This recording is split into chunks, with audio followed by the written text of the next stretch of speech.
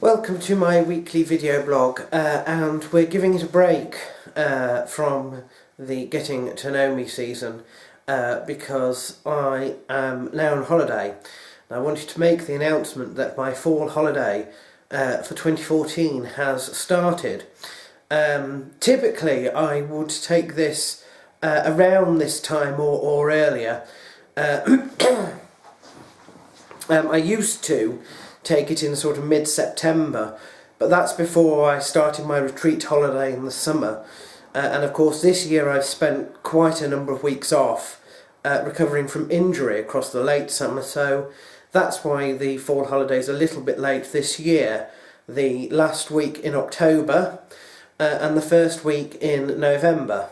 So that's it. Unfortunately, at the moment I'm not really able to enjoy it too much because of this rotten cold that I've got. You might be able to hear it a little bit in my voice. It's only a cold, but I don't get very ill very often. So when I do, it feels to me like it's the end of the world. This cold is refusing to break at the moment. I should have started tackling it as soon as I first felt the onset of symptoms, which was Thursday, but I didn't bother because I was, a bit lackadaisical in terms of, waiting for the holidays sort of thing. So Friday, it got worse. Saturday was my last day at work, and I really then had to tackle it, but it was a little bit too little too late. And consequently, I of course had to cut some of the commitments that I was going to do across this weekend. Most of those are not because I am too ill to go through with those commitments. They are because I am interacting with, I suppose, vulnerable people who may not cope quite so well with this cold as me. So I cut the alternate lunches with my nan today, and I've cut a visit to see my sister and her nearly month-old child now, because obviously if Nan or Rosie's daughter gets this, you wouldn't want to inflict it on anyone. Having said that, the family have been terribly supportive. I just love the way my family reacts to things like this. I got home and I sort of broke the news to everybody, and Nan was like, well, I shall miss you tomorrow for lunch, but I don't want your germs, and Rosie was like, well, me and my daughter will be sending our best wishes to you, but we think it's a good idea that you don't come on Monday, and perhaps we'll rearrange. And my parents were like, okay, well, we'll come across and see you in about half an hour and drop a Red Cross parcel outside your door for you with essentials and stuff like that. So they went shopping and arrived with stuff that they left on the doorstep for me, because obviously we didn't want to actually have any airborne contact with each other lest they get it. But it was really thoughtful of them. They had medication, which is but I don't take medication really. It's really only these day and night sort of cold tablets. I think it's really a case of paracetamol and some kind of caffeine to keep you going. I don't think they're really medical in terms of actually solving anything, but there we are. They got me some tissues because obviously I've got bunged up sinuses and everything.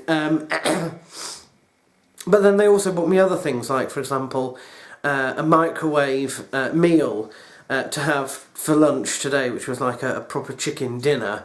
And tonight I have a Frey and Bentos pie, which is brilliant because Frey and Bentos was something that I used to buy to treat myself. The most famous incident involving me and a Frey Bentos pie was at the end of my first week in university, in fact, where I had been away from my parents for the first time in a very long, for a week. It was my first time living on my own. Wasn't going quite as good as it could have been during the first week, and I was looking forward to this Frey and Bentos pie on a Friday night. And everybody knows that these frame bent tossed pies you have to put in the oven. You can't microwave them. You put them in the oven. They cook for some incredible amount of time, 40 minutes, something like that.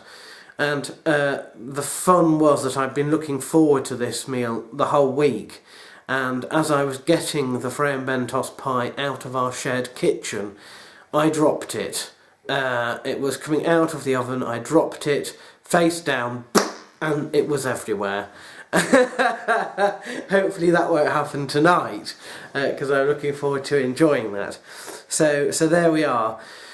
The fall holiday, I'm not planning on particularly going anywhere or doing anything, because I've done tours on each of my 2 holidays this year already. The vernal holidays, of course, I went to Rome on my Romania Turner tour, and Vintage 2 during June for my nan's 90th. So I'm not planning on going or doing anything this particular time off, except for what I usually do, and that is buy my diary for next year, which is actually quite a big thing for me now, because it will be the 19th year that I have kept a diary next year, and you know, so it's a big choice. I go around all the places that sell these and look at all the different colours and everything. It takes me a good morning to get a diary for the next year, so that's about the only thing that's set on the agenda for the next 2 weeks. This past week, I say, has been difficult with the cold, but it had a good start.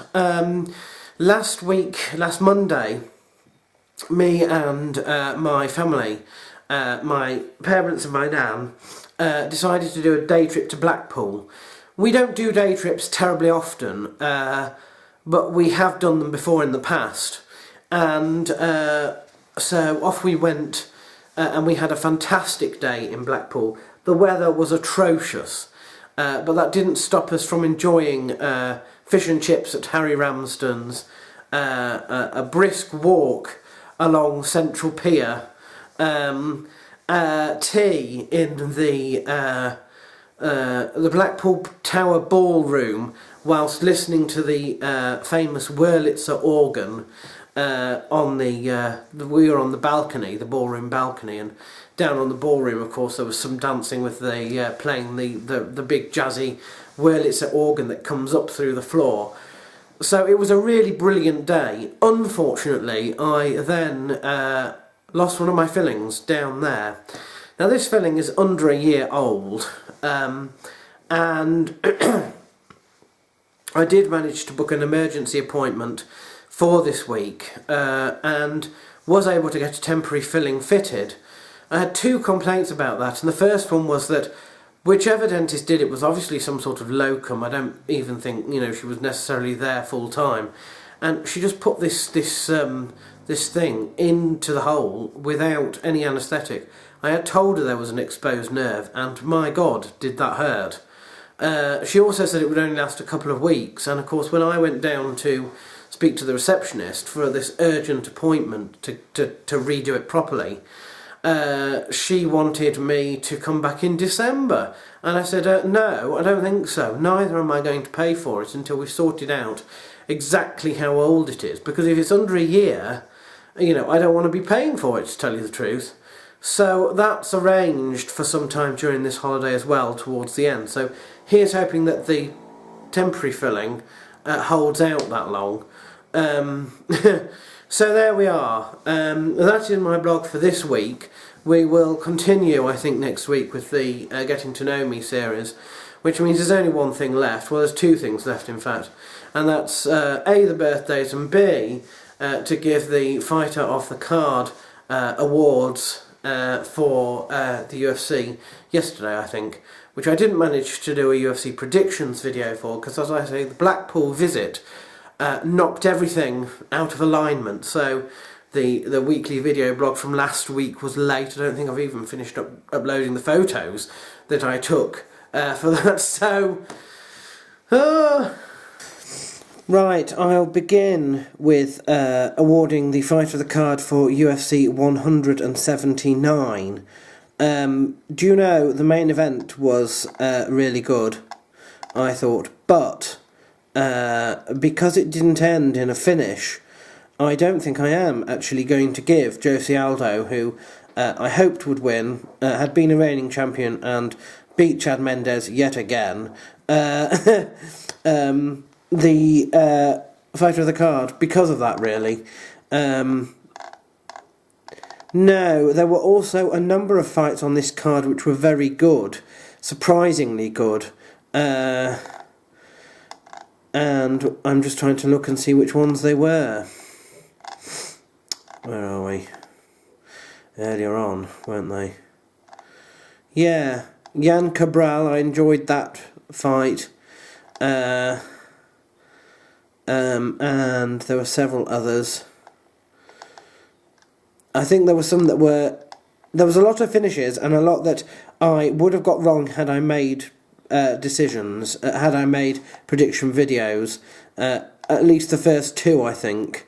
Tony Martin and Fabricio Camões, for example. I would have gone for Camões, but Martin got a finish with that submission finish. Same with Gilbert Burns.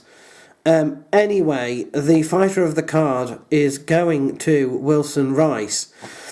Wilson Rice, you know, he's not a bad fighter at all, but I had never even considered him in sort of a similar bracket to Scott Jorgensen. Perhaps I'm living in a little bit of a past with Weck, I don't know. But he actually managed to get a submission, and it was not particularly... It didn't look like he was particularly... he was winning all the way through, if that makes sense. So I'm a little bit surprised at that, very surprised. So I think he deserves to get the Fighter of the Card award there. Let's go with the birthdays. There are quite a lot of them this week. We've got Lisa Tremble, Angela Rayner, Beryl Fleming, Artem Dean, Joseph Gill, Jason Reinhardt, Andy Buckthorpe and Sam Hardwick. So that's quite a lot for 1 week. So happy birthday to all of them. I hope they eat lots of cake. I mustn't eat cake this week. Not with this cold. It won't do me any good. So, I won't.